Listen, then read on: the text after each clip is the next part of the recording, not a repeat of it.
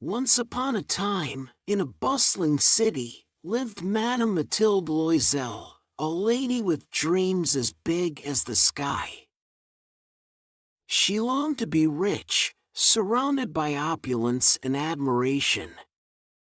But her husband, Monsieur Loisel, was a simple clerk with simple means.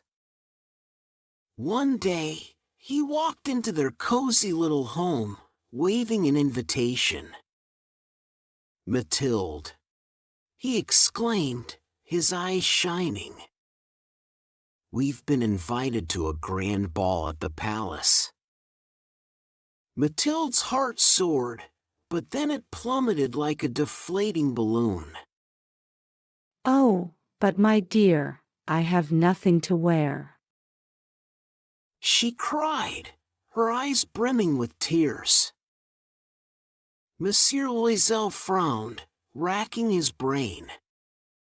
"Wait, I have an idea. We could borrow something from your rich friend Madame Forestier." Mathilde's eyes widened. "Yes, yes. That's a splendid idea." So, they went to visit Madame Forestier, who welcomed them with open arms. "Mathilde, darling, you can choose anything you like from my collection," she said with a warm smile. Mathilde was in awe as she gazed upon rows of glittering jewelry. She picked up a dazzling diamond necklace. "This one. I want to borrow this one," she exclaimed, her heart dancing. The night of the ball arrived. Madame Loisel was a great success. She was prettier than any other woman present, elegant, graceful, smiling, and wild with joy.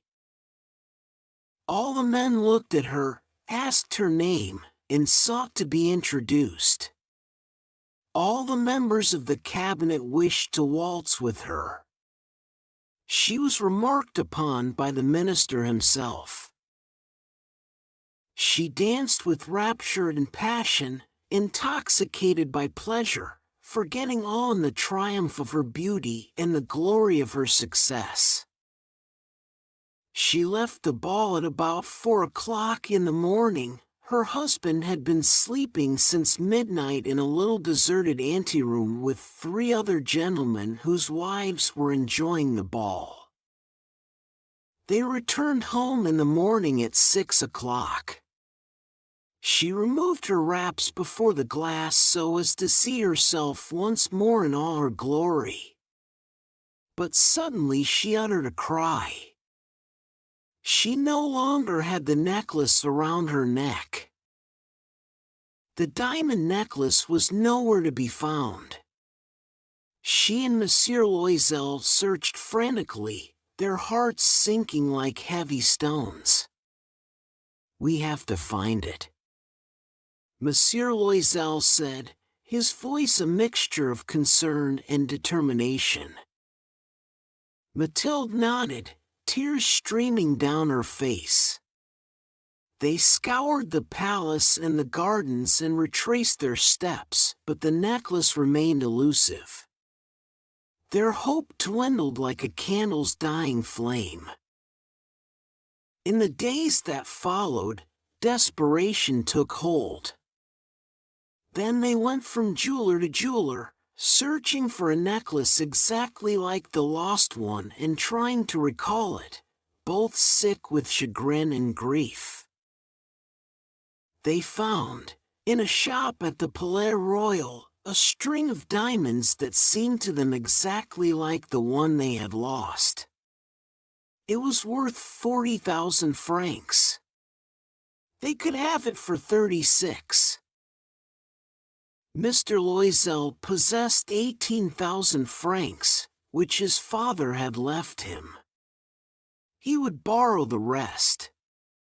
When Madame Loisel returned the necklace, Madame Forestier said to her in a chilly manner, "You should have returned it sooner. I might have needed it. Mathilde's once glowing face turned pale and weary. That dreadful debt must be paid. They dismissed their servant, they changed their lodgings, they rented a garret under the roof. She washed the dishes, using her dainty fingers and rosy nails on greasy pots and pans. Her husband worked evenings, making up a tradesman's accounts, and late at night he often copied manuscripts for 5 shillings a page. This life lasted 10 years. Years passed, and Mathilde's dreams crumbled like a fragile sandcastle. But one day, while walking in the park, she spotted Madame Forestier. Heart pounding, she approached her old friend. Madame Forestier, it's me, Mathilde. She exclaimed. Madame Forestier looked at her for a moment, then her eyes widened. Mathilde? Is that really you? Mathilde nodded, her throat tightening. Yes, it's me. I want to tell you everything. As the words spilled out, Mathilde's voice cracked. She confessed about the lost necklace, the years of struggle, and the hardship her family endured. Madame Forestier listened, her expression changing from surprise to understanding. When Mathilde finished her tale, Madame Forestier's eyes softened. Oh, Mathilde, you've suffered so much because of my necklace.